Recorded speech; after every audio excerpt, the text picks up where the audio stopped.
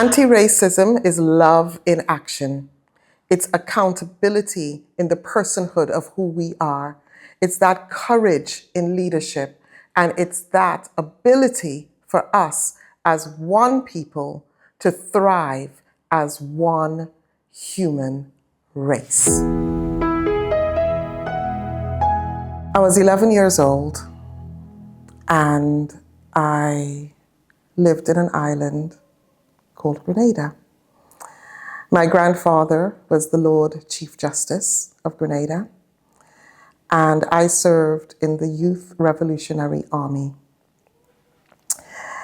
And I remember a day when my mother came to my school to take me, my brother, my sister, and the Speaker of the House's son out of that school, because the youths of that island were coming to get us so that we could go to free Maurice Bishop, who was under house arrest.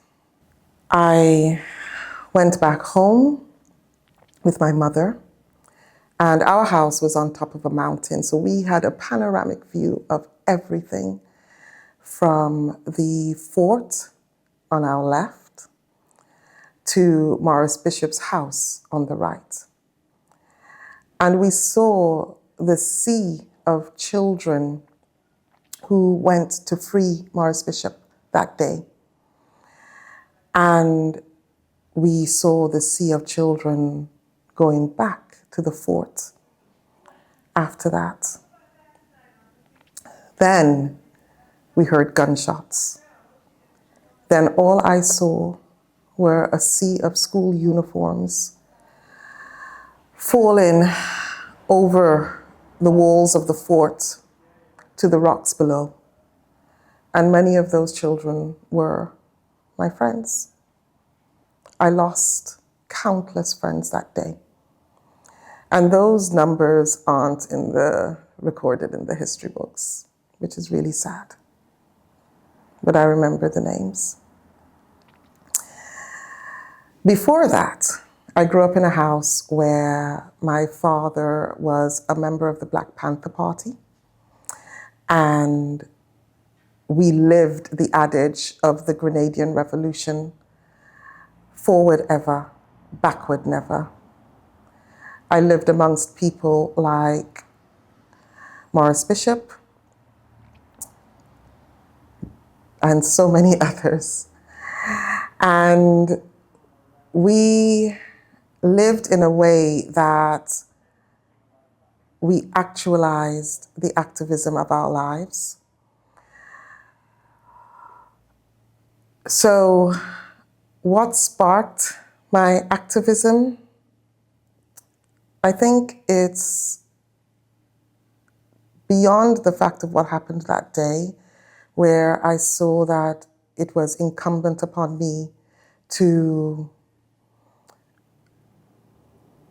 walk in the authority and the authenticity of my skin, that it was important that I always categorically, without doubt, without waiting for sanction from anybody,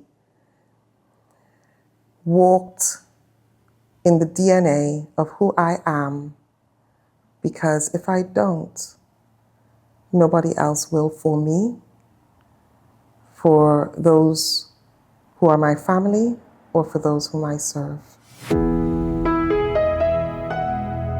So my anti-racist heroes are Maurice Bishop, former Prime Minister of Grenada, and that was because he really embodied and he showed what courageous Caribbean-centered leadership looks like.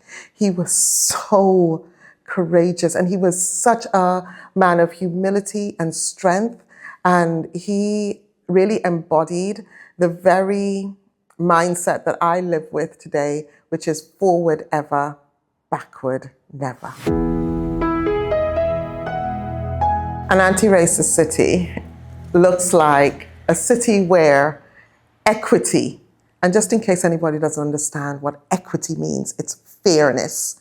And that fairness is embedded into the DNA of every single human being that not just walks the streets of this city, but who visits, who has impact or influence, or who can be impacted and influenced by this city.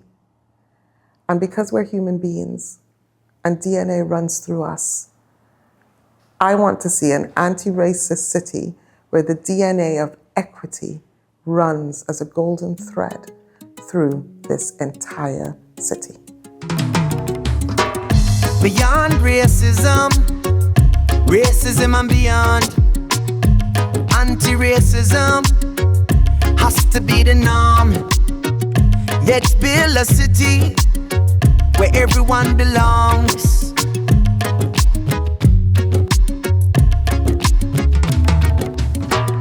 Beyond racism, racism and beyond, anti-racism has to be the norm. A world of understanding, that's what we crave.